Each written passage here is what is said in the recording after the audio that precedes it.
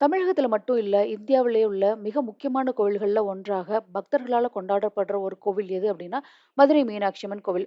51 சக்தி பீடங்கள்ல ஒன்றாக கருதப்படக்கூடிய இந்த கோவில் வந்து மிகப்பெரிய அம்மன் கோவில் அப்படிங்கிற ஒரு பெருமைக்குரிய ஒரு ஸ்தலம். இந்த கோவில்ல தினமும் ஆயிரக்கணக்கான பக்தர்கள் வந்து வழிபாடு செய்றது அப்படிங்கிறது ஒரு வழக்கம். பல சிறப்புகள கொண்ட மதுரை மீனாட்சி அம்மன் திருக்கோவில் எப்ப நடை திறக்கும் அப்படின்னா, காலை 5 மணிக்கு திறக்கப்பட்டு, பகல் 12:30 மணி வரைக்கும் தொறந்திருக்கும். அதுக்கப்புறம் மாலை 4 மணிக்கு தொறந்து, இரவு 9:30 மணிக்கு வந்து கோவில் நடை சாத்துவாங்க.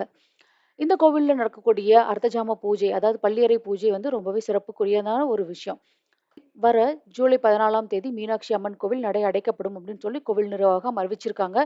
வழக்கமா கிரகணம் உள்ளிட்ட காலங்கள்ல மட்டும் தான் மீனாட்சி அம்மன் கோவில் நடை சாத்தப்படுறது அப்படிங்கிறது ஒரு வழக்கம். ஆனா, இப்ப கிரகணம் ஏதும் இல்லாத நிலையில கூட ஏன் கோவில் அடைக்கப்படுது அப்படின்னு சொல்லி பக்தர்கள் எல்லாமே அதிர்ச்சி அடைஞ்சிருக்காங்க. மீனாட்சி அம்மன் கோவில் நடை அடைக்கப்படுறதுக்கான காரணமும், விளக்கமும் கோவில் நிர்வாகத்தின் சார்புல தெரிவிச்சிருக்காங்க. அது என்னன்னு தெரிஞ்சுக்கலாம் வாங்க.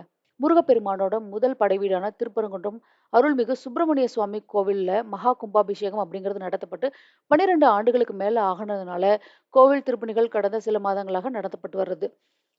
முருகப்பெருமான் சூரபத்மனை வதம் செஞ்ச பிறகு இந்திரனோட மகளான தெய்வானைய திருமணம் செஞ்ச ஸ்தலம் அப்படிங்கிறது திருப்பரங்குன்றம் தான். இந்த கோவில் குடைவரை கோவில் அப்படிங்கிறதுனால இங்க இருக்கக்கூடிய மூலவருக்கு அபிஷேகம் எதுவும் கிடையாது. அதுக்கு மாறா என்ன பண்றாங்க அப்படின்னா, முருகப்பெருமானோட திருக்கை வேலுக்கு வந்து அபிஷேகங்கள் எல்லாமே நடத்தப்படுறது அப்படிங்கிறது ஒரு வழக்கம். முருகப்பெருமானோட திருமண கோலத்துல தெய்வானை மற்றும் அகஸ்திய முனிவரோட காட்சி தரக்கூடிய ஒரு முக்கிய ஸ்தலம் எது அப்படின்னா திருப்பரங்குன்றம் தான். திருப்பரங்குன்றம் முருகன் கோவிலோட சேர்ந்த மலையை சுற்றி கிரிவல பாதையில இருக்கக்கூடிய பல கோவில்கள்ல சமீபத்துல தான் கும்பாபிஷேகம் அப்படிங்கிறது நடந்திருக்கு. ஜூலை 14ஆம் தேதி பார்த்தோம் அப்படின்னா திருப்பரங்குன்றம் முருகன் கோவில்லையும் கும்பாபிஷேகம் நடைபெற இருக்கு. இதனால ஜூலை 10ஆம் தேதியிலேருந்து யாகசாலை பூஜைகள் அப்படிங்கிறது துவங்கி நடைபெற இருக்க காரணத்தினால ஜூலை 14ஆம் தேதி காலை 5:25 மணிக்கு தொடங்கி காலை 6:10 மணி வரைக்கும் திருப்பரங்குன்றம் முருகன் கோவில்ல கும்பாபிஷேகம் நடைபெற இருக்கு.